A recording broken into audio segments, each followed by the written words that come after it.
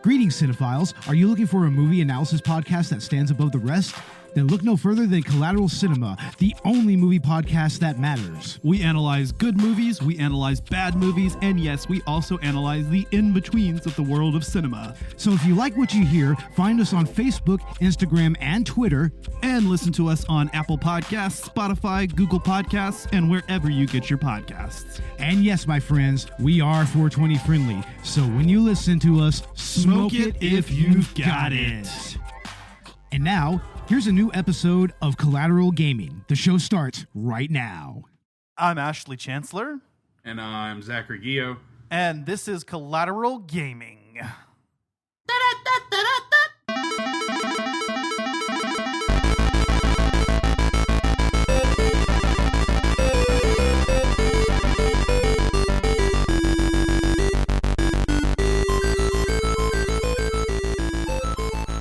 Welcome to Collateral Gaming, the only video game podcast that matters, where we focus on good games, bad games, and everything else in between in the world of gaming. We are podcasting in the United States, and yes, my friends, we are a 420 friendly podcast, so whatever you have, smoke it if you've got it.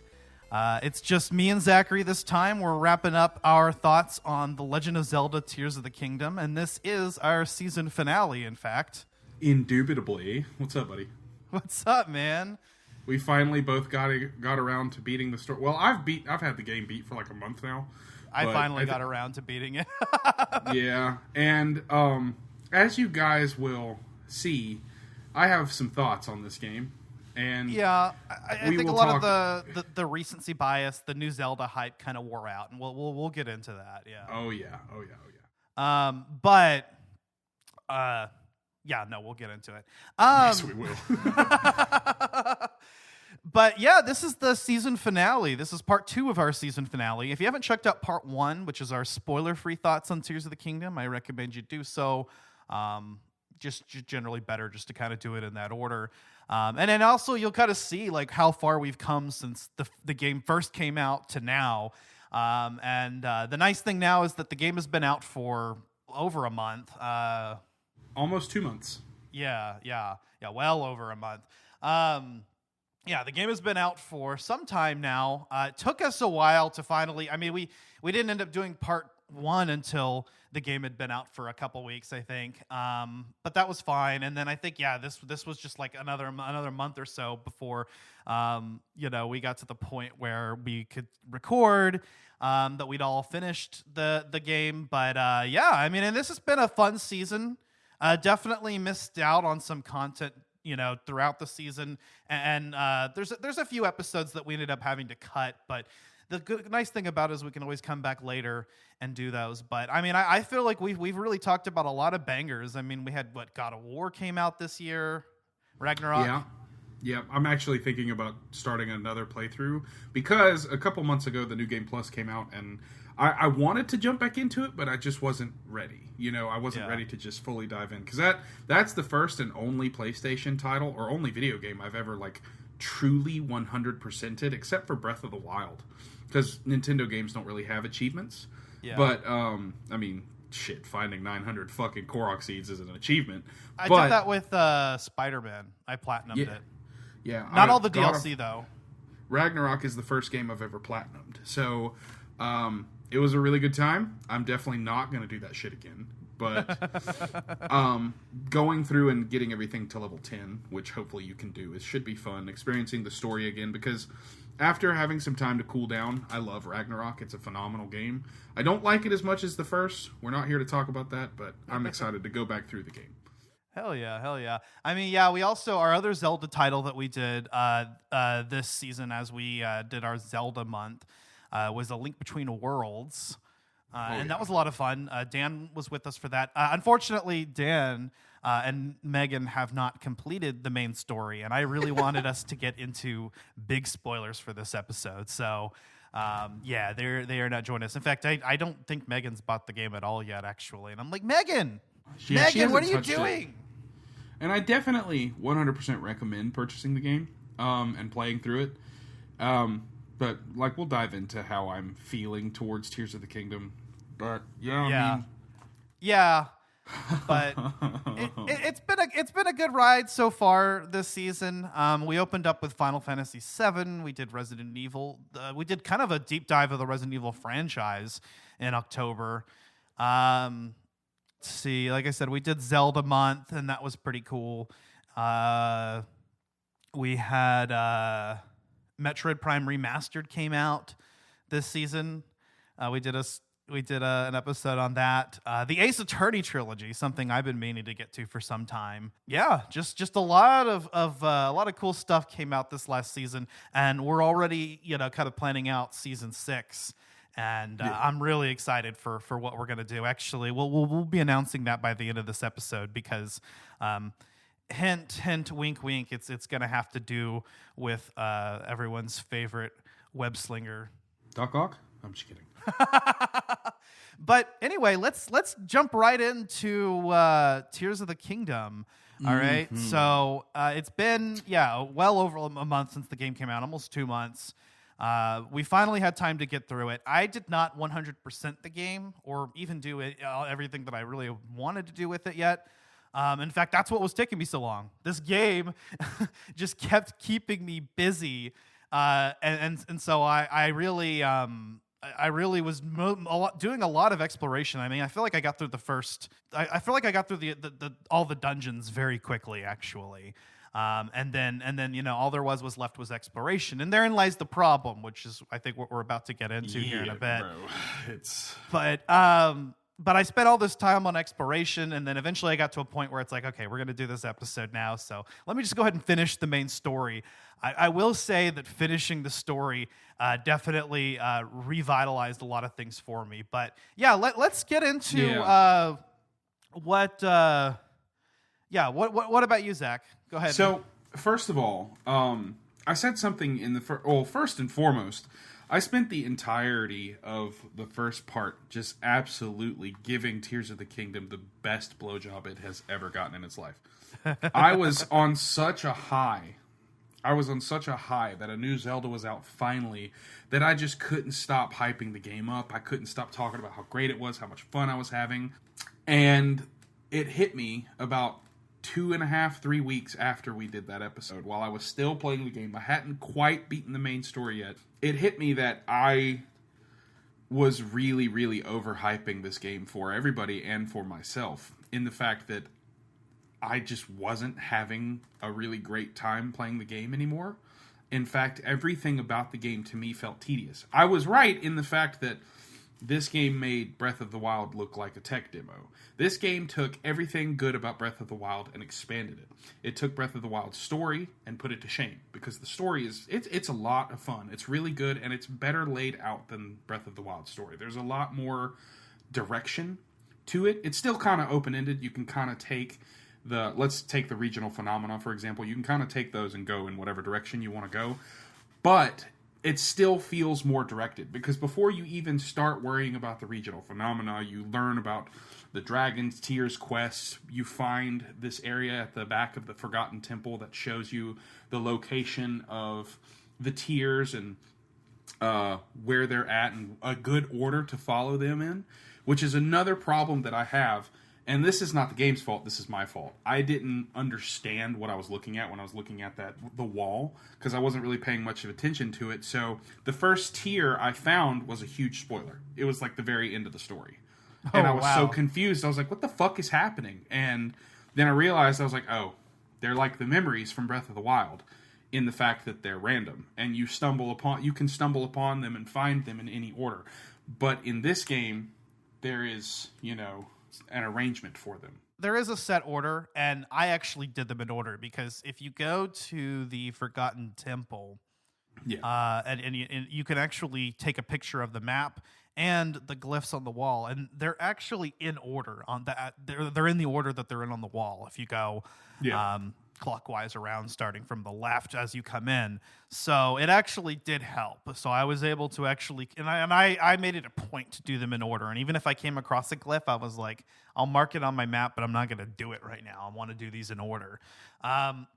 What's cool about these is that they parallel the Memories main quest in Breath of the Wild, which was piecing together what happened 100 years ago. But this time, what we're doing is we're actually following what happened to Zelda. So the titular tears of the kingdom, these dragon tears, are found at these glyphs, and then they start to piece together what happened after the opening of the game where Zelda falls into the chasm. And apparently she gets transported back to 10,000 plus years in the past. To the era of the first king and queen of Hyrule, Rauru and Sonia. Rauru is your companion on the Great Sky Island as he helps you kind of regain the lost vigor in his arm that he replaces your decayed and gone arm with. Apparently, he saves your life with it. And I will say, the intro to this game is probably one of the best in video game history. Top tier. It is stellar. It doesn't shove cutscenes down your throat. It immediately puts you in control of Link. The intro is awesome. And the Great Sky Island, to me, is one of the best parts of the entire game. Because while it is kind of open and allows you to kind of regain the power, kind of like the Great Plateau, it's actually exactly like the Great Plateau, in the fact that you go and visit 4 shrines to gain the abilities that you will use in the overworld in Tears of the Kingdom. But on the Great Sky Island, it's a little bit more linear. You're kind of more pushed to find a certain ability first. Like, the first thing you learn is Ultra Hand. It's the first thing because that shrine is literally right there after you meet Rauru and realize that you can't go into the Temple of Time.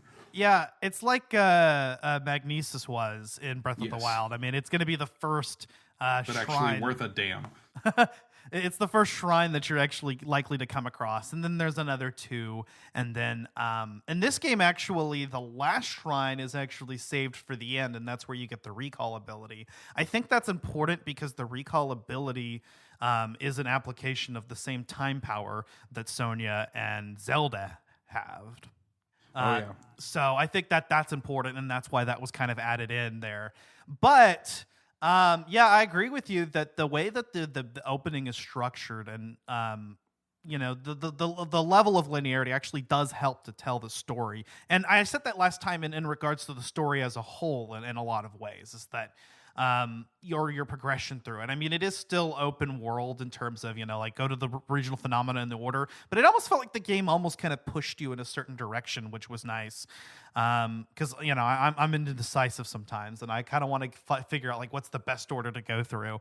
And on top of that, like again with the Tears quest, I was able to do that in order, and that worked. Let me just give you my impression of the game from beginning to end. So, starting with the opening, it was perfect. Absolutely perfect. Down to the last minute detail. Perfect. It was perfect. Okay, Homelander. Oh yeah, dude. Honestly, side note, I'm really sad that The Boys season 4 got postponed indefinitely because of some sort of strike that's going on. I don't know the details, but I love The Boys. A lot of stuff's been affected by that. Have you seen that show, The Boys? I have not watched it extensively. Like I maybe want to watch part of the pilot. All right, so you and I still need to finish our watch through of Chuck, but brother, The Boys is so good. I need to get into it. I know, but I'll watch it with you. All right, so the Homelander perfect. That encapsulates how I felt about the first part of the game, and then getting to each of the dungeons. Woo! Woo! It was great. Woo! It's so great. And then getting into like everything that's left and just doing exploration. It's all right. And then getting to the ending of the game, it was perfect. Absolutely perfect. Down to the last minute detail. Perfect. All right. So, I agree with you. I like what they did with trekking to the dungeon. You're not strong enough at any of the points to just go to. If the game pushes you to go to the Wind Temple first, which is where you meet Tulin, and you use his ability to help you get there. I like the linearity that they had. You had to follow a specific path in order to get there. I really like the way Nintendo did that.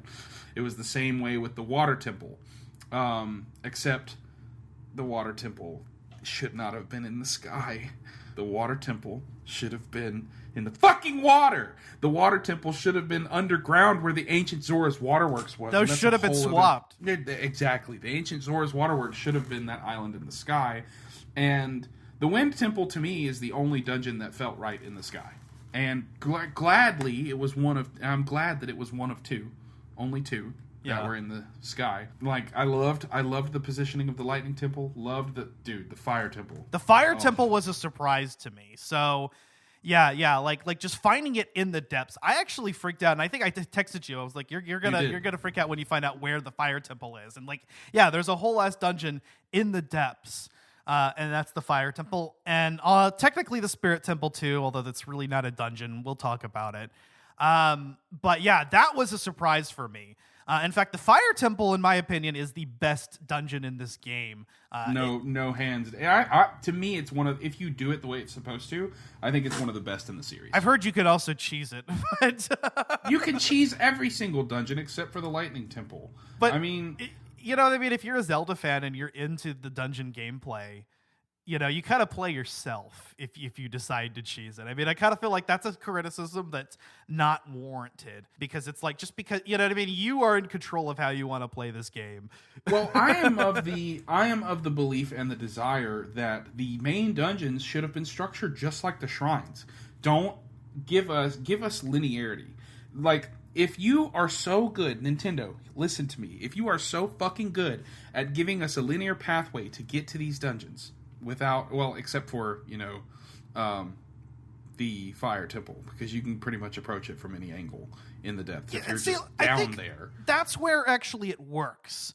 They actually managed to make the open world formula feel like a traditional Zelda dungeon, in particular with the fire and the lightning temples. Yes. And they do at times feel a little bit more linear, but they are actually, open-ended. It's just that certain things are going to be closer to you, so the dungeon is structured in such a way that it does help. And I think that works to their advantage. Now, when I got to the Wind Temple, okay, for instance, the build up to the Wind Temple, perfect. Before I get into the other stuff, the boss, perfect. The setting of the Wind Temple, perfect. But the dungeon itself, I immediately, and the Wind Temple was my first dungeon. I immediately noticed how similar it was to the Divine Beasts. But the pros were enough that it really actually still worked for me, and I really had a high, and I think that boss battle really kind of helped with that.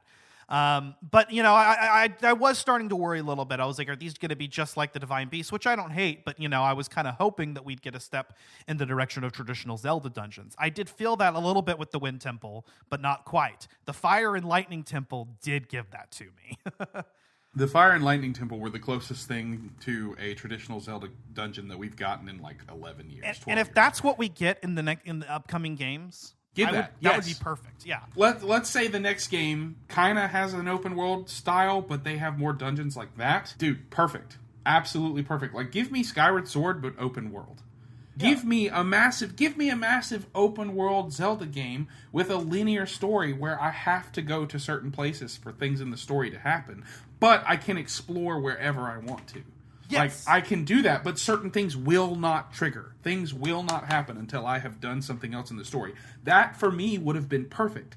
I don't like the fact that, let's say I'm in the depths just fucking around, right? And I follow this really long pathway down, and then suddenly I haven't done any of the dungeons. I'm facing Dark Beast Gate, or I'm facing the Demon King's army. And I'm just like, huh?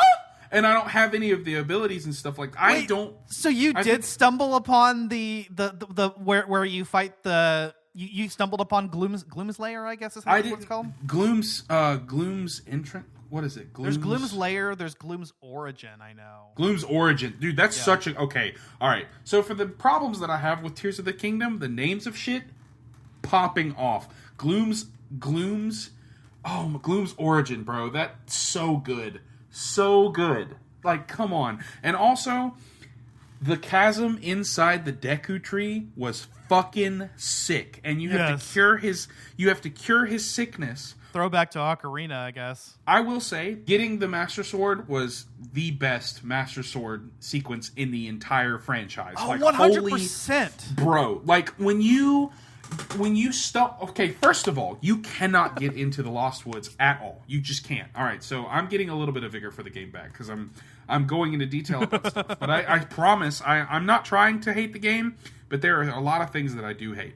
But the story was good. Finding the story elements there were some, oh shit, this is great moments. Yeah. Like, you stumble, you realize that no matter what you do, you can't follow the same tricks as Breath of the Wild, which I'm really glad, to get to the Master Sword, to get into the Lost Woods.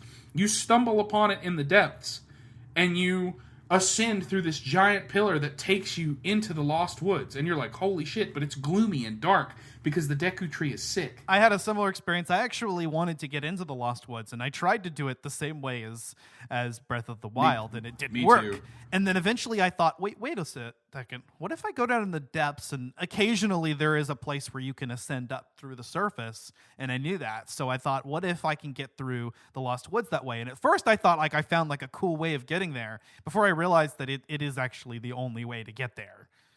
Yeah, and that to me was another problem I had with the game. The fact that there were more of those pillars that you could use in the depths to ascend to the surface, but they were fucking pointless. What is the point when I can just warp out? What is the point? I get that I can just take it to a random spot in the overworld, but what is the actual point? It's helpful when it's somewhere you haven't been before, or it's the only way to get into something like with the Lost Woods. But that's the only time that happens is the Lost Woods.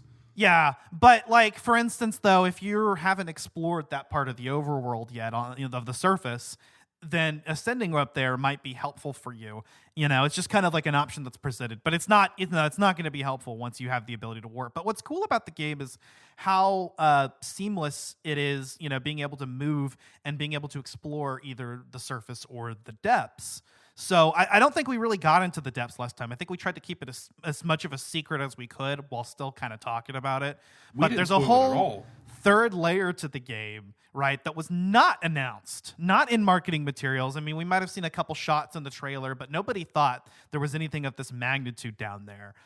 There is an entire fucking layer to the game other than the sky and other than the surface that is the size of the surface, that is an inverted version of it that's completely dark, and you have to light it up along the way. It's called the depths, and for every shrine there's a corresponding light root whose name is actually the reverse of the shrine's name, which is pretty cool. Yeah, it's lazy but cool at the same time. Excuse me, dude, I'm literally feeling a sneeze coming on right now too. Don't you dare cut this out. Don't you dare cut that out. That sneeze was adorable, brother. Fuck, what was I gonna say? I'm so high. You were talking about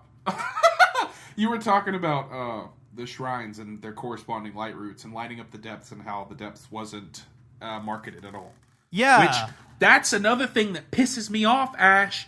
What? In the trailer, what they show of the depths is underneath Death Mountain and the whole Elden Volcano area. When, in reality, the depths is only one giant fucking biome. Nothing changes about the temperature, about the layout, about just... The only change in biome we get is the superheated area in the depths, which is really hard to fucking see in, because... There's a superheated area in Hebra, too. Interestingly enough. Which makes sense, but... The only difference in the biomes is that small parts of it, get superheated. I will say that the chasms are one of the coolest parts of the game, because most of them are just kind of scattered about the open world, but there are some that are hidden too, that you will just randomly stumble upon because they're not on your map, and you're like, oh shit, well, this is here? And that helps, for instance, if you see an isolated light route that you can't get around, that there's no way to get to, but must be there, because the position of every shrine matches the light routes, which helped with exploration, because you're able to actually find a light route based on if you've encountered the shrine in the overworld or vice versa. And that actually really helped with having to track these down and not having to open up a map. I mean, I've done 132 shrines, and I've yet to go look at a map of online shrines. I've been finding them. I think there's 156 in the game. 150. I was wrong. It's 152. There are 32 in the sky and 120 on the surface. Okay. Yeah, that actually makes sense too, because that's a nice even number and sets of 4. But I agree with you about the chasms, and what was really cool about them is that there's always this sense of adventure as you hear the theme. I mean, diving from the sky to the surface to the chasm to the depths are accompanied by all these themes. And yeah, as you get down to the depths, I love how it has that loud, like blaring sound. But like, you know, like when you're just going from like the sky to the surface, it's just kind of a da da da da. But you know, when you go to the depths, you know, because it's yeah. Okay, so the first time I stumbled upon the depths, it freaked me the hell out. I was like, "Yo, this is terrifying." Like, what in the hell, brother? So you stumbled upon it. You didn't access it through the story. No, dude. Okay, the first time I went to the depths was literally I was running around the overworld. I had not stumbled upon a chasm. I didn't really notice the splotches that were on the map. I made my way to the Great Plateau, right? And I had like 8 blessings of light, something like that. And I went to the goddess statue in the Temple of Time. And she tells me about how her power is blocked and how I had to go bomb a wall at the base of the Great Plateau to like drain some water or something like that. And then I start this quest where there are these eyes sitting next to these things on the Great Plateau, and I'm like, I have to toss them into what? And then you're actually about to laugh your ass off probably, because you know how stupid I can be sometimes when I play games. And it's no different here. I pick up one of the eyes and I notice this gaping hole in the Great Plateau covered in gloom, and I'm like, what in the actual fuck am I looking at? Because I panned the camera over as much as I could, and I was like, dude, holy shit, what is this? And I throw the eye in there, and nothing happens. Because for me, in a Zelda game, sometimes that'll trigger a puzzle, or it'll trigger a cutscene, or in the most recent games, a Korok will pop out. That's what I thought was going to happen. There's usually some kind of indication that you've done something. At least a da-da-da-da-da-da. And nothing happened. And so I'm like, fuck it, I'm going to follow it. Yeah. And I dove down there. Bro, when those horns hit the first time, I nearly shit my pants. I was like, what is happening? Because I had headphones on. I was gummied up. I was kind of high. And I had headphones on, and I was watching this, and I was just like, oh. That's when I stumbled upon the depths for the first time, and I had to figure out how to build a vehicle with Ultra Hand and transport the eye. Luckily, you don't have to take them very far, because you're taking them to the Great Abandoned Central Mine to a bargaining statue, the Great Bargaining Statue. And that's how you get a heart container from it, and you get auto build and stuff, yada, yada, yada. Everybody who's played the game at this point knows that. But that's how I stumbled upon it. Yeah, that is actually a pretty fun part of the game, and I think it's cool because, like, it's not anywhere you're necessarily led to, but if you played Breath of the Wild, you're going to want to go check out the Great Plateau again. You just think at some point, yeah, let me go check that out. Zach, you happened to do that right away. For me, that happened after I was exploring for a little bit, and after you had mentioned it too, and I did that whole side quest, and I thought that was really cool. I like how I think all the chasms are in the places where all the Sheikah shrines were, if I'm not mistaken. Yeah, you're right. You're absolutely right. And the first thing I did on the Great Plateau was go to the Shrine of Resurrection. I was like, let me see where I woke up 105 years ago. Interestingly enough, they've removed all of the Sheikah technology from the land. Like, it's just mysteriously disappeared. And the Shrine of Resurrection, if you notice, is just a pond now. I am going to wager that either Nintendo is going to say, fuck you guys, you'll never get an answer, or the DLC for this game is actually going to be incredible and probably reignite my vigor for it. Because there are a lot of questions that I have. There are a lot of things about this game that I wanted different. A lot of things about this game that should have been changed from Breath of the Wild that weren't. You want to get into that? We can kind of get the problem shit out of the way and then continue talking. Yeah, I think we tried to, and then we just ended up talking about what we liked. Which is nice. That's a good thing. That is a good thing. But yeah, I think, for me, I'll start with me because I'm going to be probably less of a downer than you. All right. So for me, the lull of the game started to hit as I had completed all of the dungeons. In fact, even having maybe just a little bit of disappointment in what constitutes that, because I heard, 7 dungeons, and technically that is actually true because you have the first 4 dungeons. You have Hyrule Castle, you have the Spirit Temple, and you have Gloom's Lair. That's definitely my fault. I had heard that there were 7 dungeons, and I passed that information on to Ash, and we were both disappointed. The Spirit Temple quote counts as a temple, but you really just solve 4 very easy puzzles, and then you fight a boss. Which, I will say, that boss fucking slapped. It was like a fucking Rock'em Sock'em Robots deathmatch in a gloom-covered ring. That was pretty cool, and the music slaps. Okay, all right.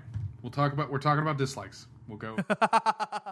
Continue, my friend. You have the first 4 dungeons in the same places as Breath of the Wild, and then you have, which are the wind, fire, water, and lightning temples in their respective regions. And then you have the Spirit Temple, which, like you said, was just a boss battle. I mean, there's kind of a cool, again, the getting to that area was cool.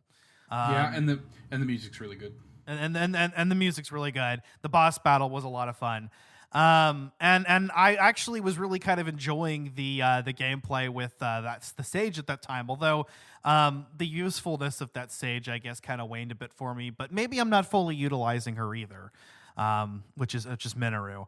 But anyway, the Spirit Temple was, and you kind of set me up for that. I mean, you told me that you were disappointed, and then I realized, okay, it's going to be a situation where it doesn't really feel like a dungeon, and it isn't. I just think the starting area was kind of more of the dungeon part, like putting the construct together, and then the boss battle, and then Hyrule Castle is also counted in that list if we're counting 10, and that doesn't really count because it's a dungeon from the last game that's the exact same dungeon as it was in the last game. And I will say that's one of the best parts of the game, though. That ascent to the throne room, that's one of the best parts of the game. Just because when you get there, it's got a classic Zelda trope of Ganon kind of taunting you before what would normally be the final encounter, but instead he teases you and sends his minions to do it for him, which they fail, obviously, but getting there, learning that Princess Zelda, which we knew that, but learning that Princess Zelda wasn't in fact Princess Zelda, it was just a copy of her with Ganon's magic. That was pretty cool. Yeah, and if you did the Dragon Tears side quest, then you kind of saw that coming already. But that was cool though. I really did enjoy that part of the game. In fact, I appreciate it more because in Breath of the Wild, I never really explored Hyrule Castle that much. I just kind of went straight to Calamity Ganon when I did, and I got the Hylian Shield, of course. But in this game, it kind of took you around Hyrule Castle, which is nice. And I did visit it earlier in the game to get the Champion's Leathers.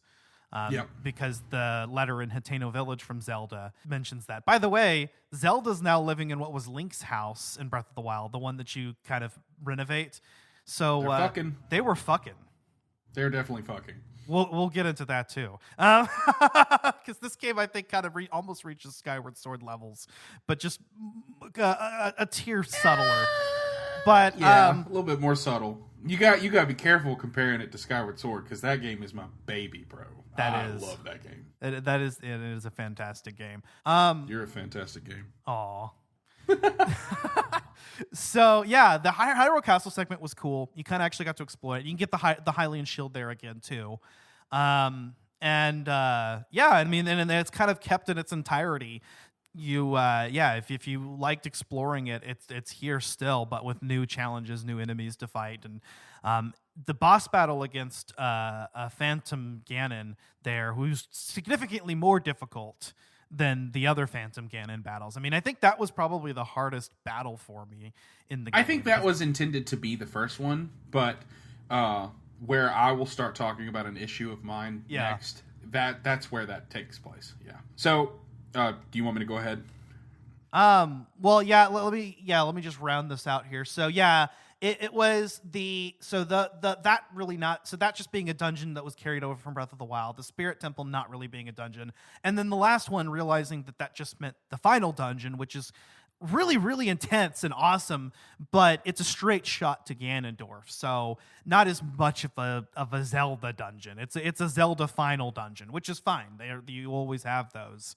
And it's a great dungeon as a final dungeon. But again, kind of the disappointment settling for me that I didn't have like 7 traditional Zelda dungeons, right? And that's fine though. But I did the dungeons. I realized the game still had more than Breath of the Wild had to offer, which was nice. And what we did get was really, really good. The lightning and fire temples were primo. The wind temple was kind of mid, but everything else about it was fantastic. The water temple was arguably kind of the worst in the game. Yeah, not arguably, like inarguably. That was the biggest disappointment for me. But it was fine. We got it. It's still fun for a first experience. The only thing that I will say was not fun was the Muktarok fight. That boss can kiss my left nut. Yeah, that boss sucked. That's at the bottom of my list. That is the worst boss in Zelda history. I don't know about that, but terrible. it's the lowest in my list of this game, which I have like a top I have a ranking saved for a future episode. But yeah, so anyway, what this is all leading to is, me having done all the there was to offer about the dungeons, and I had already done the Dragon Tears side quest or main quest, which was fantastic. But at this point, all I had left to do was fight Ganondorf, and of course, now I want to do all the extra shit. Not 100% the game, but I think some of my more lofty goals were to, finish all of the shrines, at least, fully upgrade a piece of armor, get all of the champion's weapons from Breath of the Wild, which return in this game, and just like a few other things, and most of which I didn't do, but it's okay. I did play the game for several weeks, just for a few weeks, just focusing on that, just doing exploration. But that's where the game really hit the lull for me, because once you've gotten past all of the new stuff, I've done all the dungeons, which is what I look forward to most in a Zelda game. And then you kind of peel away, okay, well the sky is not as big as everything else is. It's not nearly as big as the other maps. It's just kind of like a few different types of islands. In fact, they kind of copy pasted a little bit. They're still fun, God. But once you realize that there's not a whole lot more new to do in the sky, then that kind of loses its magic. Realizing that the depths was just the entire Hyrule map, but just kind of all monochromatic, all one setting, like you were mentioning earlier, and that was all there was to do in the depths, was just find the light routes and find challenging enemies. So we run out of all the surprises, and so at that point, once you peeled all that away, all that's left is Breath of the Wild's map. And while progressing through that map initially felt very different, once you've explored the entire map and you're like, okay, yeah, it's the same map from Breath of the Wild. And I think, and you're getting most of the same items. There aren't that many new armor items. So it's like you're mostly collecting the same shit you did in the same world of Breath of the Wild. And that's what you spend the majority of exploration gameplay doing. And yeah, to me, it doesn't really feel like exploration, because exploration includes wonder. And for me, this game kind of lost its wondrous nature about 4 hours in, once I realized what everything was. I think that one of the best additions to this game was the cave system. I think that was sick. I loved randomly stumbling upon like holes in mountains and stuff where I could go in and explore. But once you realize that all the caves are really good for are finding bubble frogs and a shitty shield that doesn't compare to anything that you have in your inventory, I started to get really upset. And I like the callback that they did to Twilight Princess and the Wind Waker, because once you kill enough bubble frogs and collect enough bubble gems, you can get this magic rupee gear, which takes rupees instead of hearts when you take damage, and a lot of people have been dyeing it to where they look like Goku, and that shit's hilarious. But my problem is, this game feels very tedious most of the time. Exploration is supposed to be a key factor in a Legend of Zelda game, being that when you take the time to explore and do something, you get a magnificent prize for it. In Skyward Sword, take the, what are they? The gratitude crystals. Sometimes those were really tedious and not that fun. Yeah. But you got stuff like pieces of heart. You got an upgrade to your wallet. I miss heart pieces, bro. I really do. You get an upgrade to your wallet. You get something that makes the trek, the journey, whatever you did to get there, worth it. There's a video online of somebody. I never found this chest because there came a certain point where I stopped getting excited seeing chests, because there are like maybe 2 chests in the game where you get something special, and one of those things is the Hylian shield, which you got in Breath of the Wild. And surprise, it's under the castle, except you defeat Gloomhands this time. Which Gloomhands are cool, but they missed. Ash and I were talking. They missed an opportunity to call them some type of master, because they could have called him a Gloom Master. That would have been so fucking cool. Gloom Masters, or at the very least, Floor Masters. Because they are floor masters. That's what they fucking are. There's just this game's version of floor masters.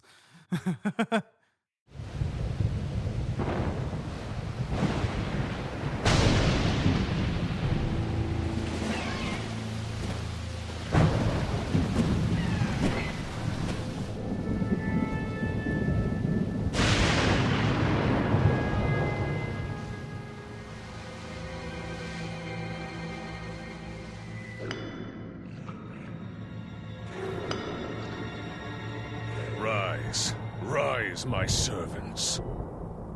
Sweep over Hyrule. Eliminate this kingdom and her allies. Leave no survivors!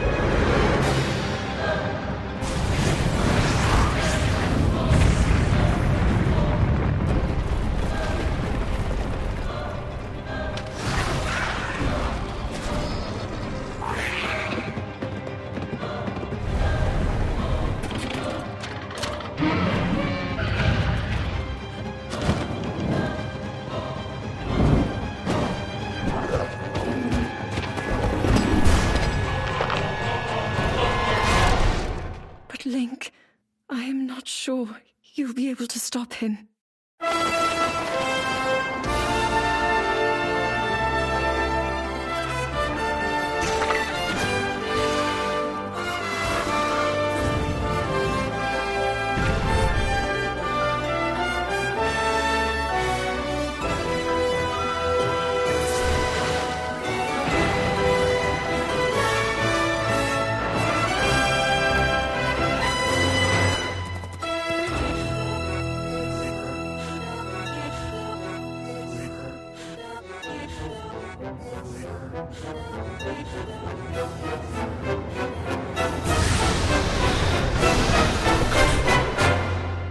Please, lend him your power.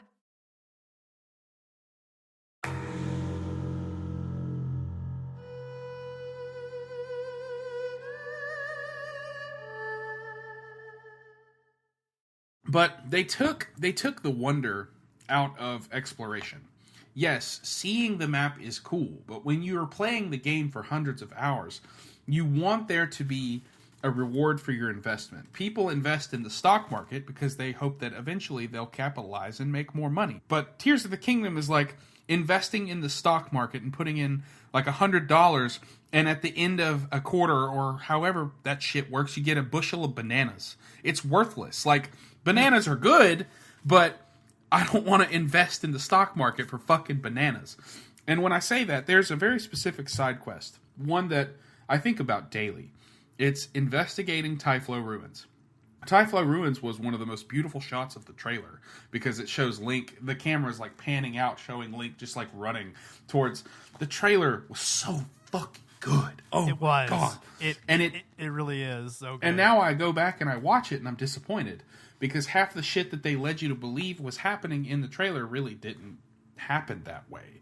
Or it happened in a different way that kind of is not as cool as what you thought. Yeah, and I kind of experienced that with Breath of the Wild's trailer too, if I'm being honest. Like, you know, I kind of like the game felt very different than it was. And once you've, you know, kind of gone through everything, you know, and you realize how much of your expectations that you set for yourself didn't come true, I mean, yeah, you're going to feel disappointed. I'm going to go ahead and I'm going to say, I think I know what the source of the problem here is. And because, you know, there's something I think that we had when we played Breath of the Wild that we have less of here, and that's that wonder. And that's because it very much is the same game. Yes. If you're starting out with this, or you've it's been a long time since you've played Breath of the Wild, and maybe you didn't really, you know, explore it as much, then this game, you know, will really feel like new, and you'll have a lot of that wonder left. I think, you know, like especially like if you're starting with this. And that's why I'm happy that this game is so like newcomer friendly. Even though it is a sequel to Breath of the Wild, it doesn't reference any of it. In fact, all the Sheikah technology, like we said earlier, is mysteriously missing. The divine beasts, I mean, almost everything other than a few characters being, mentioning that they've adventured with you before. It's like, yeah, it's very disconnected from that plot other than just taking place after it. But anyway, I think what really is the thing, and especially for you, I think you're feeling this more than me because you've played all the way through 100% in Breath of the Wild more than once. Bro, I dog shitted Breath of the Wild, bro. Like, I love that game. That was one of the best games ever. The only issue I had with Breath of the Wild was its story. And I kind of understood it because Nintendo took a different approach. And a lot of people said that they had a specific problem with the story. So I got it. My problem is, why the fuck didn't they fix the other issues that Breath of the Wild so glaringly had, except for the story? They did a beautiful job with the story. Like, weapon durability? Ass. Yes, I get it. They included the fuse ability, and you can fuse stuff to your weapons. It doesn't really increase their durability by much. It just... I don't really care about the durability. That never bugged me because the game bombards you with so many weapons. And now I think what really kind of did help fix that issue for a lot of people was that, somebody would have a badass weapon and then they'd just lose it, never to, get it again until they reacquired something like it. Or found it again after a blood moon, right? But that's part of what makes that's what makes Zelda so special. The entire journey of Skyward... I reference that game a lot. I love it. The entire journey of Skyward Sword was to bless the Master Sword with divine light that demons revile. You spend half the fucking game upgrading it. Yeah. And in Tears of the Kingdom, you have the most beautiful quest and the most beautiful acquisition of the Master Sword that the series has ever presented.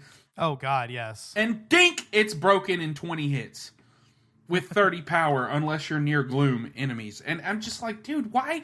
How in the fuck is Zelda going to bless this blade with 10,000 years of divine power for that shit to break on like 3 enemies? Yeah, because they did make it seem like it needed to be stronger than it was before because Ganon shatters it right away, right? But literally, and so there has to. So I guess the sword at base strength should have been more powerful. But so yeah, it's exactly the same way that it works in Breath of the Wild, except that the fuse mechanic makes it to where you could make your Master Sword quite a bit more powerful, and that will help with the final Ganondorf fight because it does deal bonus damage against him. So if you combine like your high a Lionel horn to it, then you're in good shape. And that Master Sword actually lasted me the entire battle. It never shattered on me. It's not going to. They made it. They purposely made it to where it's not going to. Like what I did, my Master Sword shattered during the Demon King's army fight, and when I went to fight Ganondorf, Link still pulled it out of the hilt and used it. They made it to where no matter what, that blade is available to you during the fight, which is cool. It's really fucking cool. That's important for that fight, yeah. Yeah, one thing I think they really missed out on, especially since he shits on that sword at the beginning of the game. Rauru placed his faith in you, and that was all you could do. A blade that shatters so easily against my power cannot save you from me. And guess what? You fuck him up with it. But we really need to get into that here in a bit. But we still have we still got to get into the issues. I have one more complaint. And there's a lot more I could do to shit on this game.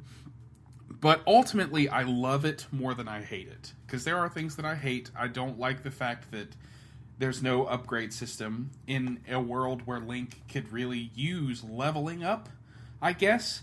I think that if Nintendo could figure out a way to constantly give the player gratification for exploration and killing enemies, like, there's a natural progression system where enemies get stronger the further along you get, but not really. It doesn't feel like that. I feel like there needs to be something where Link can level up and continue to gradually get stronger, but the enemies get harder and there become more enemy variants. And, like, instead of waiting for them to drop a master mode, eventually let golden enemies spawn, or platinum and diamond enemies. That would be ideal, actually.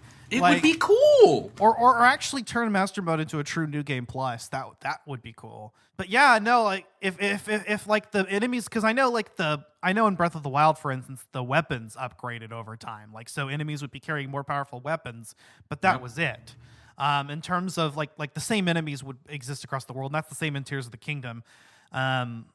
So yeah, I mean, it would be better if like you said, like the enemies upgraded to different tiers just within the game. Yeah. And also, one more thing about the Master Sword before we get into like more story elements. Yeah. Instead of showing what you fused with the sword, as like the shape, which makes the Master Sword look stupid, by the way, I'm gonna be 100% honest.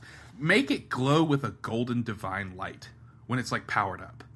Like make it okay. So you've played Link Between Worlds, or not Link Between Worlds. You've played Link Between Worlds. Yeah. When you get the Master's Ore and you upgrade your Master Sword, how it's golden. Same thing. That shit is A Link to the Past. That shit is awesome, bro. Yeah, in both games, the level 3 Master Sword is gold. In fact, in some translations, it's the Golden Sword.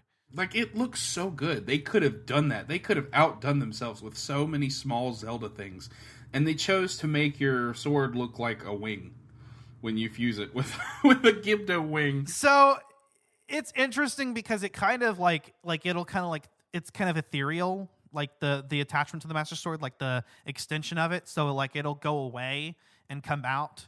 So yeah, it's kind of interesting, but it would have been cooler if it was golden, right? Like referencing Zelda's, or like every time it powered up, it was golden instead of that blue color. That would be cool, actually. It's kind of like a nice little hint to how much more to it being blessed with that.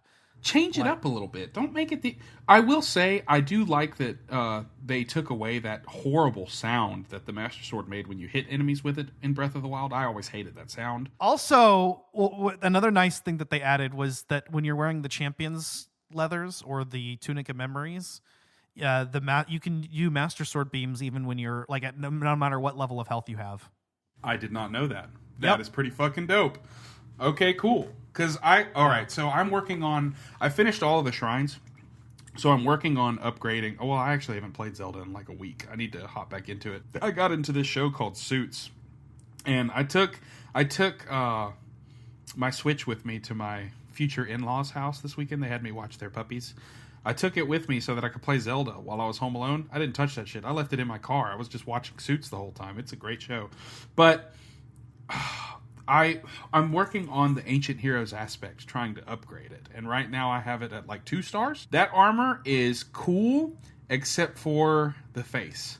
I fucking hate how Link's face looks with that armor, because he looks like a miniature Rauru, and it's weird. He looks like a lizard dragon baby, and it's weird. Yeah, it's like it kind of feels like this is the suit that you got after completing all the shrines. You want to use it to fight Ganon, but looking like that, no. It's like I want to look like Link when I fight Ganondorf. Especially, all right, story time. Almost. So you listed some of your grievances. Well, allow me to retort. Okay, so I definitely agree that like with what's basically 2/3 of the exploration of the game being basically Breath of the Wild. But I will say that as far as like fixing some of the issues that Breath of the Wild had, I mean, you had mentioned how the weapons system is still kind of messed up, and I disagree, because I think that fusing materials to weapons kind of brings back some of that ability to make badass weapons. So that feeling that players had where they would like find a badass weapon and then break it and then, then it's gone. You can kind of reclaim some of that, because now you can make all sorts of badass weapons with the fuse abilities, and adding that creativity in, as well as adding the creativity with the Ultra Hand and auto build systems really does help to differentiate this and to bring some distinctions. But sorry. I'm sorry. No, you're good. I did hit like a period of time where I definitely wanted some time away from the game, and I needed to like play some other things. Final Fantasy 16 had come out, and I had played, I remember I finished Danganronpa V3 because I really wanted to finish that. And I just kind of played some other things for like a week or two, and then I came back to it. And I started getting some of that sense of wonderment back as I just start to discover some of the other things that the game has to offer, like, being able to build your own house, and then especially the story. This is what really reinvigorated this for me. This is what turned this game from, me starting to be disappointed in what I felt was going to be the greatest game of all time to still my personal favorite game of all time. So we can jump into the story now. Let's do it. Yeah, because finishing the story for doing this episode is what really is what made this game win me over again. Yeah, to be honest, the end of this game there are a lot of people that hate the end, and I'm like, dude, the ending is perfect. There's nothing wrong with it. Oh my God. So good, bro. I fucking cried, dude, because midway through the game, whatever point you finish the Dragon Tear side quest, you get the heartbreaking revelation that the Zelda that you know is dead. We find out exactly what happened to Zelda in the past. Instead of telling us in the first 15 minutes to an hour of the game what happened, you actually have to work your way to get there. And so Zelda swallows a secret stone and becomes an immortal dragon, losing her sense of self in order to protect the Master Sword for 10,000 years. Literally just so that she could get it back to Link. And I think that it was completely and totally an act of love. Not just because she knows he needs to defeat the Demon King, and that's the blade that's going to help him do it, but she knows that Link is his true self when he's got that blade. And she knows that,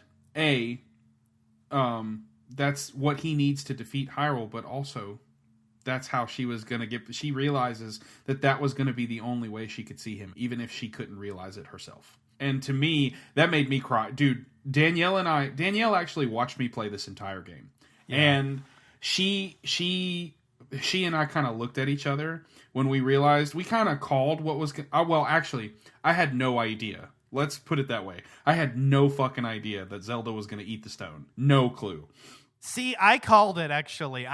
Because they referenced it early on in one of the memories. So I called it, and I knew that she was going to do that. And I think by the end of it, I think we did acknowledge that Zelda was awakening her time power, so she could have potentially found a way to get back to the present using her powers as a time sage. Yeah, but there would have been no way for her to save the sword. The sword. That was the mech. That's why she had to do what she did. She had to re-heal the Master Sword so that Link stood a chance and get the sword to him. And the only way to do that was to become an immortal dragon so she could carry that to him, literally. And that's the thing, is she realized that, Link needed that sword in order to stand a chance, and also for the Kingdom of Hyrule to stand a chance in the future. And so she did what needed to be done, and it was heartbreaking. I remember you telling me that, get ready, like you're gonna cry whenever you finish the Dragon Tears quests. I certainly fucking did. Oh, I man. certainly did. Yeah, but I think you and I were both like, nah, we're gonna find a way to undo this. Like maybe Link's gonna go back in time and prevent it. Like let's just we know somehow, but still, like we don't have any idea. I mean, there doesn't seem to be a way out of this situation, and it's heartbreaking. So fast forward, right? It's the end of the game. You're going to go and fight Ganondorf now. You've made it through Gloom's Lair. You're a badass if you're able to get there. And I'm actually watching a playthrough of it. It is among the most difficult boss battles in the game, if not the most difficult. I died during it, and I realized you had to start the entire battle over again. So first you fight Ganon, the Demon King's army. That much you don't have to redo it once you beat. But the Demon King's army is cool because that's actually the point at which, if you haven't beat the dungeons where you have to fight the boss rush, the gauntlet of bosses. Yeah, I think I is that how Nintendo incorporated the boss rush into these games? Because I like it to where it's an. Well, you can do it because they're all in the depths too, which is nice. You can do you can rematch all of the bosses, I guess, once a Blood Moon. Oh, dude. Oh, that's another. Oh, dude. Zelda's voice actor is not good.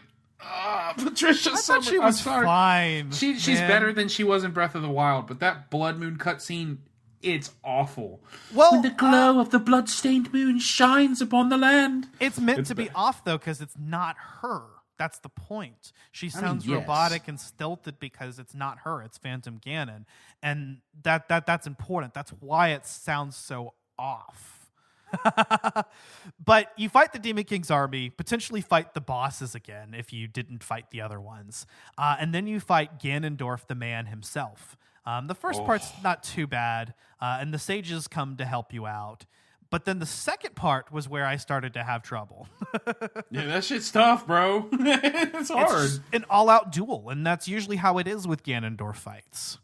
And also, did I tell you that you could dead man's volley some of his projectiles? You told me that, and I did not know that before. That's fucking awesome. Dude, also, he flurry rushes you. The bastard.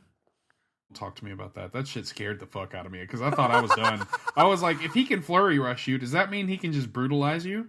Or like he right does the there? bullet time anyway. I don't know if he can flurry rush. Maybe if you let him, but I know he does do the bullet time effect, which was like a what? Like that scared me too. That was a moment of the game that was genuinely terrifying. And he's tough. The timing is tough to dodge and to parry him. And even if you do dodge him, he'll just dodge right back on your counterattack. So he is a tough enemy. I did find that bows were pretty effective against him. Just get a Lionel bow with five times arrows, and just attach some Gibdo fucking bones or whatever your highest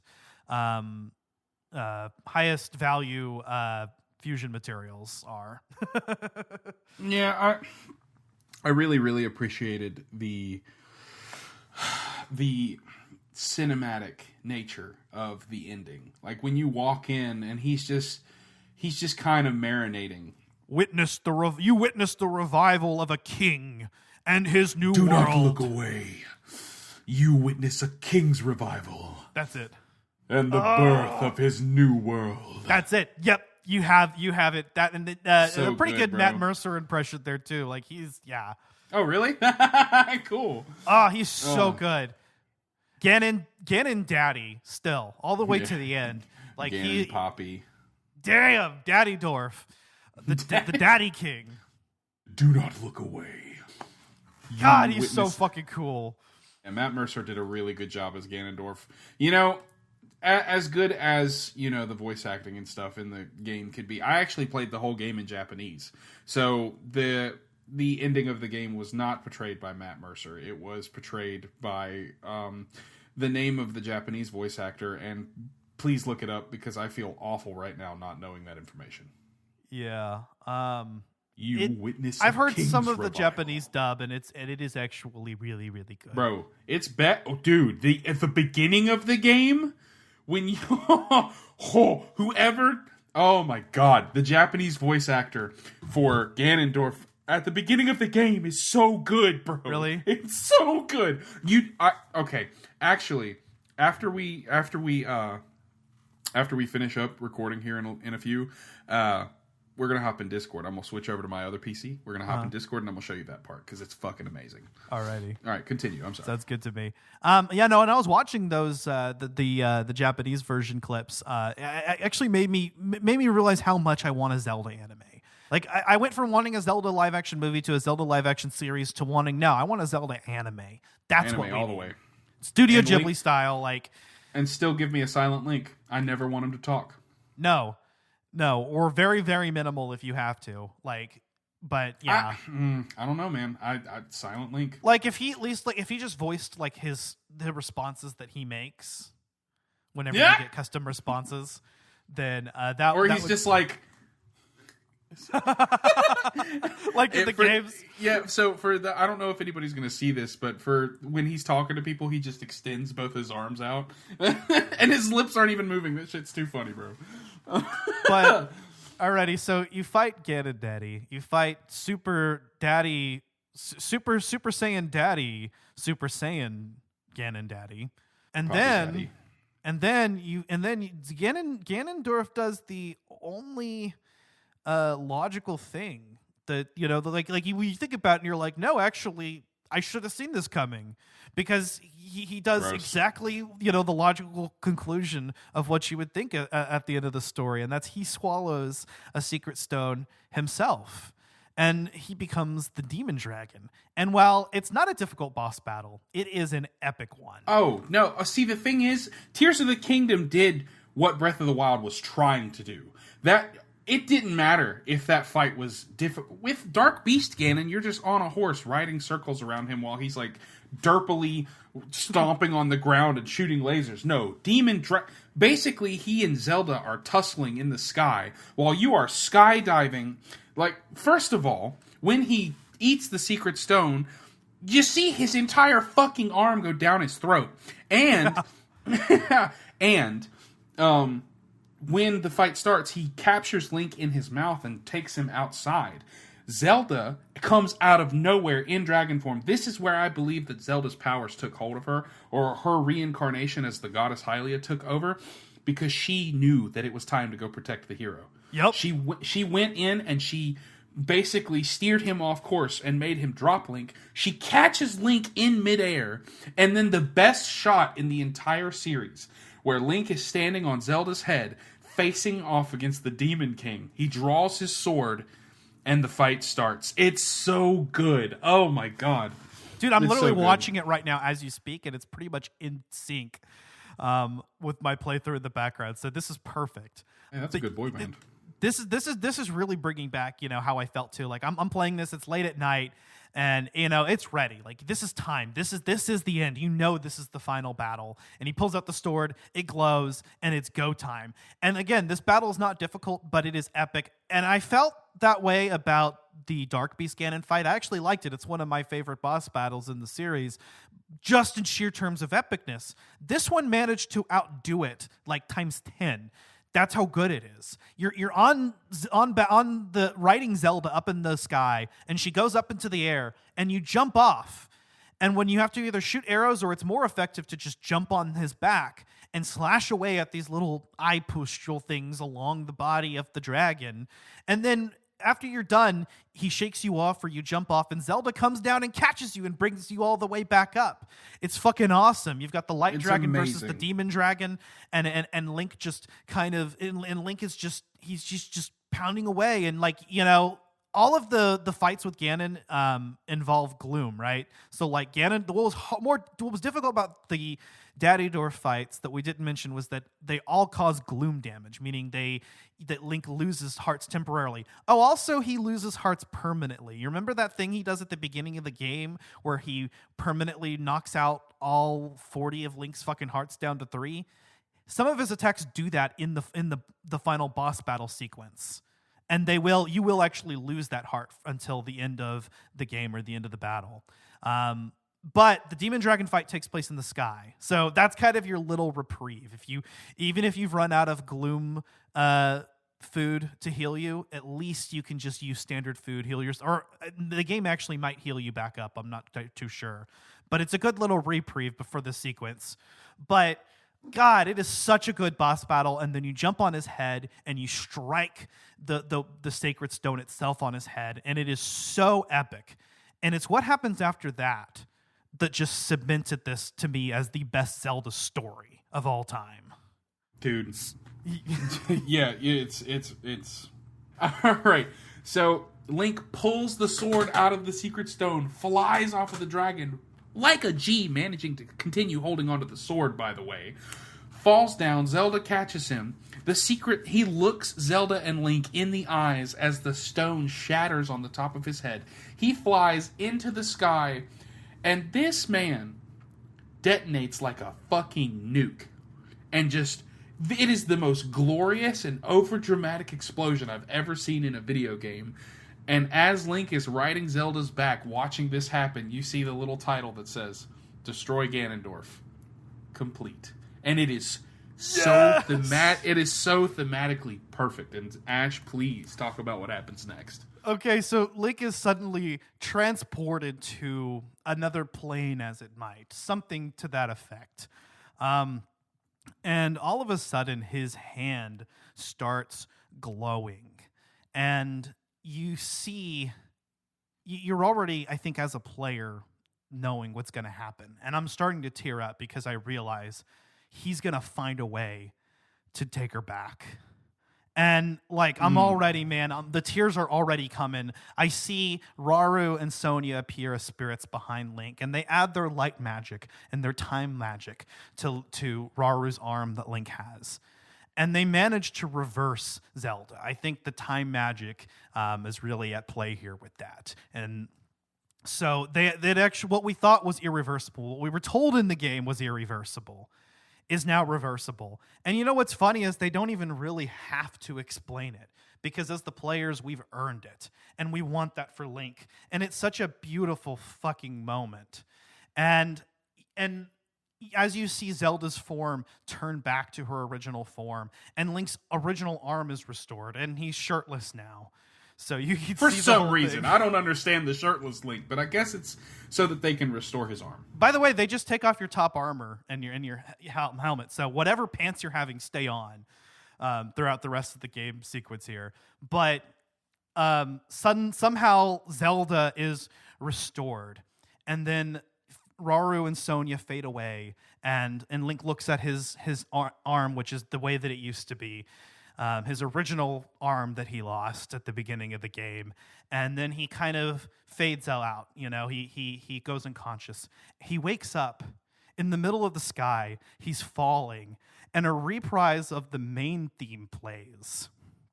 The main theme of Tears of the Kingdom, which is a good fucking theme, except while he's looking around, you know, it feels very much like an anime. The whole Ganon Daddy fight also felt very anime-esque. Like, he even had a, "this isn't my final form" line. He did. He said, and I'm not even nearing the limits of my power. Anyway, tangent. So we're in the middle of the sky. Link sees Zelda falling below him. And it's at that moment that I'm like, no, you have to get her. We have to get her. We spent all this time, and we finally rescued her, and it's like, just go get her, King. And the game puts you in control, and you start to dive as this variation on the Tears of the Kingdom main theme plays. And as you get closer to Zelda, and you're diving at her in the sky, getting closer and closer so that you can catch her, you start to hear elements of Zelda's lullaby play interspersed throughout this variation on the main theme. And then suddenly, as you get right up to her, a prompt, reach, appears. You press that. And a little jingle of the Zelda overworld theme, the main series theme, plays, just kind of like a low tempo variation of it, as you're reaching your hand out to grab her. And it is so epic. And you hold down A, and Link gets closer and closer and closer. And then he catches her. The music stops. The next scene loads, and they dive into the water, and he's got her in his arms. And that sequence, that entire sequence, exactly the way that I described it, made me fucking cry, dude. It's so good. It's very good. And you need to re-experience it now that you've got an OLED on the way. Yes, sir. I did finally order an OLED on a payment plan. So as my Switch Lite's starting to kind of break down, and I had some Joy-Con drift, which probably wasn't helping as I was doing I was hitting, my lull with the game. But This part of the game for me worked perfectly somehow. I didn't really have any issues. Or if I did, I ignored them because I was so overjoyed. In this sequence in particular, it was just so perfectly executed. Like, it was literally perfect. Absolutely perfect. Perfect. Everything, down to the last minute details. Seriously, oh, dude. It's just like, it felt so much like an anime, which really helped, I think, for me.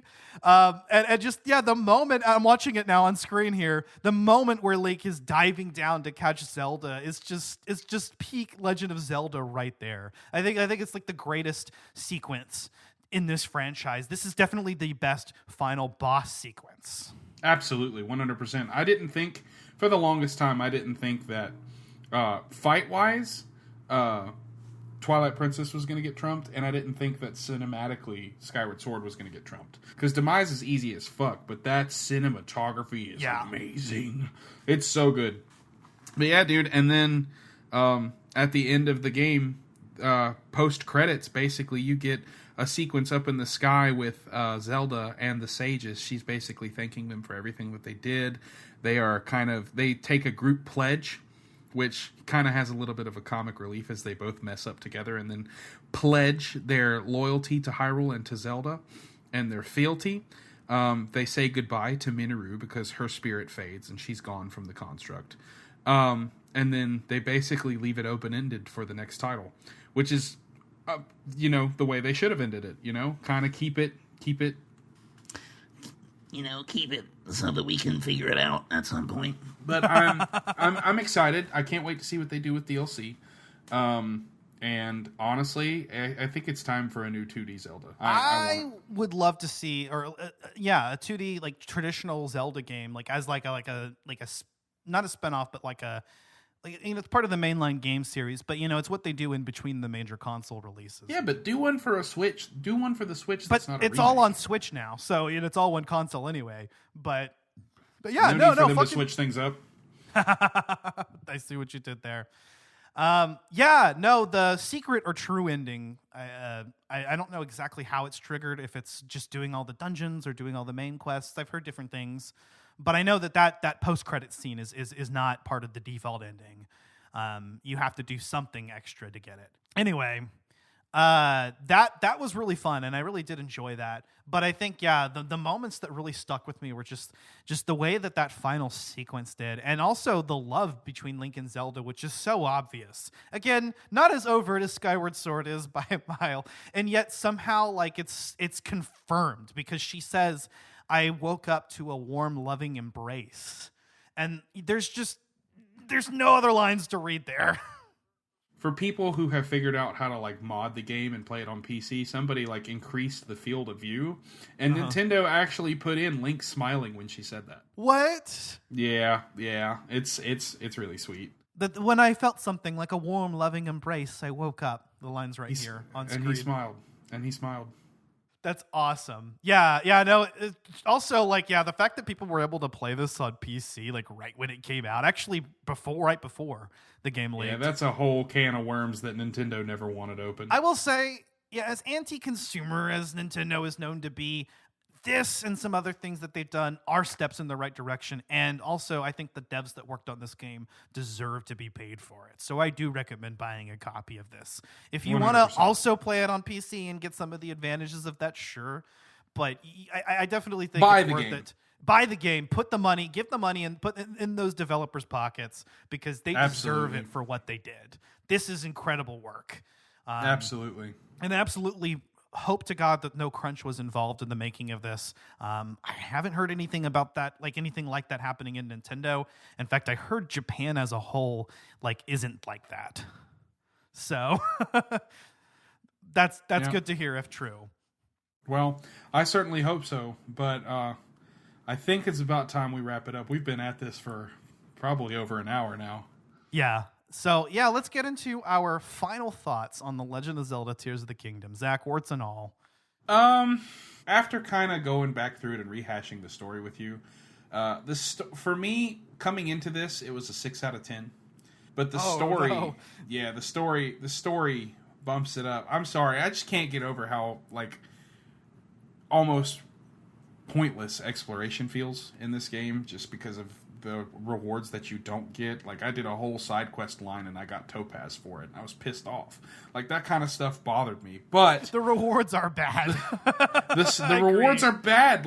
You collect 1,000 Koroks and you get shit for it. All right, that's beside the point. Okay, but that was a troll move because you're not actually intended to get all 900 Korok seeds. But that's the only way that you can 100% the game. This is true. Only way. So, but my final thoughts, the game gets a 9 out of 10 for me. 10 out of 10 if the exploration was better and it was more rewarding. So I give 0.5 to each of those things because everything else about the game is stellar. The music is one of a kind. It's absolutely breathtaking. It's visually stunning on 6-year-old hardware. Shout out to Nintendo for keeping it up. I really enjoy the gameplay feel of the game. A lot of people didn't like the combat, but that's one of my favorite parts of the game. And just everything that you can see for the first time. the exploration and discovery of things, like the overworld bosses, like Gleeox and stuff. We didn't even talk about that. Well, we talked about that shit last time. But overall, phenomenal game. We'll play it again at some point, especially because DLC will be coming out. Highly recommend. What about you, bud? Oh, so my journey through Tears of the Kingdom is not completely over. I don't know that I will get all 1,000 Korok seeds. Because as mentioned before, I don't think, I think Dan made a really good point that stood out to me. It's not like that's actually intended for you to do. Getting half of those in Breath of the Wild actually expanded your inventory fully. But I think that they're kind of one of those things that's just like, as you come across the world, you always have something to find and a little puzzle to do, which is nice. And the way in which they improved that was good. But anyway, moving on to non-specific things. Part 1, I was ready to call this game the greatest game of all time, but I told myself, wait, let's play through the whole game. And I'm glad I did because, I don't know that I can call this the greatest game of all time because of just a couple things for me. And also knowing that if you didn't enjoy Breath of the Wild, this isn't fundamentally different. In fact, it's basically the same game at its core. It's like the meat on the skeleton. And in a lot of ways, it's kind of what Breath of the Wild should have been. I can see where this was originally DLC, as I heard, so I can see how that's the case. Although we wouldn't have gotten nearly as much out of the abilities as we did. And that's really the winner here. The new abilities in the game, which really helped to change this experience. I know, like, Breath of the Wild is a game I don't know if I'd necessarily recommend to my ex-wife, but Tears of the Kingdom is. That's a conversation I had with her recently. Just knowing like what kind of gameplay that she's into, like the creative aspect of Tears of the Kingdom helps with that. But if you didn't like Breath of the Wild, this isn't going to be a different experience, right? But if you're like me and you love Breath of the Wild, but you had a couple complaints with it, this does fix some of those in a lot of good ways. If anything, it just makes me more excited for the next mainline entry because I know, like, at this point, it's probably going to have to be something completely new. I think in part 1, we were like, yeah, they could do a third one. And now I'm like, I don't really think they need to. Just knock it out of the park with the DLC and we're good. But I think the next Zelda game should be something totally different, something totally new, but still holding to this open world formula because we know that that's here to stay. The numbers don't lie.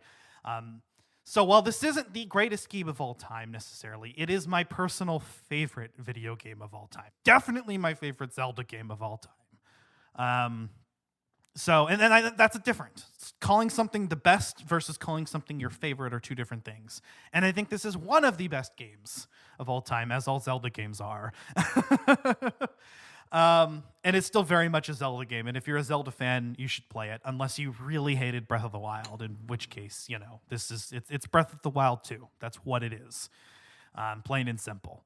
But yeah, God, I have loved my experience with this game. Maybe some of my thoughts will change as I reach what I consider to be my personal 100% completion, which I'm nearing towards. I definitely want to hit all of the shrines. Breath of the Wild, I found and upgraded every piece of armor. I don't know if I'll actually go to the trouble of upgrading every single piece of armor, but at least all the ones that I care about. And I'll do all of the Korok seeds necessary to upgrade my inventory, of course. I've already built a badass house that I'm totally in love with. That's awesome. That's cool. Although 15 pieces, Nintendo, come on, give us more. I want to try out all of the rooms. 15 is so little. Hopefully the DLC expands that. At some point, honestly, brother, I want to show you my house because it's dope. But thank y'all for listening. Seriously, thank you for listening. This has been a really fun two-parter. I'm glad Ash and I could finally sit down and record. My soon-to-be sister-in-law got married this past weekend, and it was beautiful. And it makes me really excited because Ash is actually going to come out here in November because your boy is getting married to the most beautiful woman on the planet. Danielle, I know you'll listen to this at some point. I love you very much. Let's get married in November. And also, if you haven't taken the time to play it and for some reason you're a psychopath and like spoilers and you've listened this far, go play the fucking game. It's great. Seriously. It's a good time. Seriously. Wholeheartedly recommend it. If you're somebody that's played through Breath of the Wild many times, I've only played through it I've only played through the main story actually once. I've gotten close one other time when we did our Let's Play, and I got a bit of the ways through when I rebought it on Switch. But I've only beat the main story once, and I've only gotten as close to 100% completion as I did once. The only thing that I had not done in Breath of the Wild was get every single Korok seed. I just got the half of them that was necessary and a few more. But I did everything else there was to do in that game. In this game, I expect to do probably not even that much, to be honest, because I already did it. And I feel like, like with you, my enjoyment somewhat is going to be hampered by redoing something I've already done before. But that's what's beautiful about an open world game, is you can do as much or as little as you want to do. And your playthrough, your choice. And this game offers so much more freedom than Breath of the Wild did when it comes to puzzles, when it comes to everything. And it manages to do everything, in my opinion, just a little bit better, if not actually a lot better, in my opinion. But in total agreement. And I think at some point, I think I was thinking about like games that we would later do a redux on. And I remember some time back, I realized Breath of the Wild was one of them. And then Tears of the Kingdom came out, and I'm like, Breath of the Wild feels so redundant now. But now I'm thinking about it, when we get to like episode 100, I think, I want to do a 2-part on Breath of the Wild and Tears of the Kingdom. Revisit those. Probably here in a couple years or so. Yeah, to be honest, I don't know if I'll ever play Breath of the Wild again, if nothing else, but for the story. For the podcast. But I beat the shit out of that game twice. I don't know if I could ever play it again. Play as much or as little as you want to. That's the beauty of it. Yeah. Especially when you're revisiting. But yeah. We didn't even get into some of the bosses. Like I'm watching somehow it skipped over to the Colgera boss fight, which is, well, we did talk about that being like one of the best fights in the series. It's so fucking good. Well, the thing Easy, is, but we can do spoilers, but we can leave some things to discover. And I think it's good that we didn't get into those because people are going to know the gist of the story, but let them experience the bits and pieces. Right. So, like, go into it with like high expectation, or go into it with your own expectations. That's and have true. fun with it. With as big as this game is, there may be significant parts of it that you haven't discovered yet. Yeah. I mean, I know I rushed and finished the main story before I was actually would have normally. So I want to say ready to, but I actually was totally ready to now in retrospect. But we'll 100% like recommend getting into this. I think at some point, I know we have like a boss rankings bonus round episode that we can do later, so we can actually really get into some of the bosses then. And I'm sure at some point this will come up in a bonus round one way or another. Well, I mean that's fine with me, but we've been dragging on for long enough. Thank you guys so much for tuning in with us. I have to show Ash this Japanese intro to this game so that he can nut himself. So, you can find Collateral Gaming wherever you get your podcasts. And I'm not even going to get into the whole list of it. It's in our show notes. Stay tuned for Season 6 of Collateral Gaming, because we're going to be opening up the season in September with a 2-part season premiere on Spider-Man PS4 and Spider-Man Miles Morales in preparation for the October release of Spider-Man 2, which we will be covering in November. Again, a 2-part, first part being spoiler-free, second part going into the full spoilers like we did with this and God of War Ragnarok. So that's what we'll be opening up with. We also do have, our scary shit planned in October. As we get closer to that, we'll finalize it. But yeah, thank you for sticking with us. This has been an incredible season of Collateral Gaming. And like Zach said, I mean, we've really been bullshitting this long enough. I just got to do the usual plugs. So with that all being said, I've been Ashley Chancellor. I have been and will always be Inigo Montoya. No, I'm Zachary Gio. This has been Collateral Gaming Season 5. We'll see you guys in September. Dun, da, da, da, da, da, da.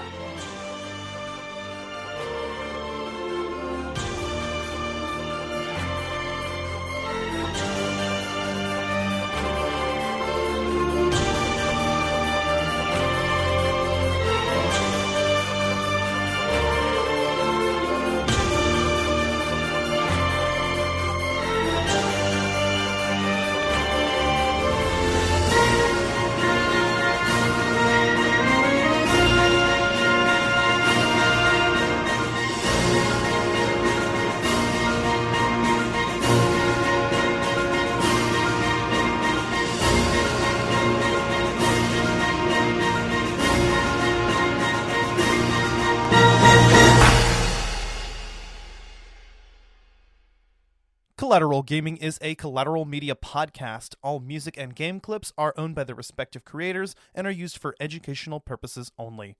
Please don't sue us. We're poor.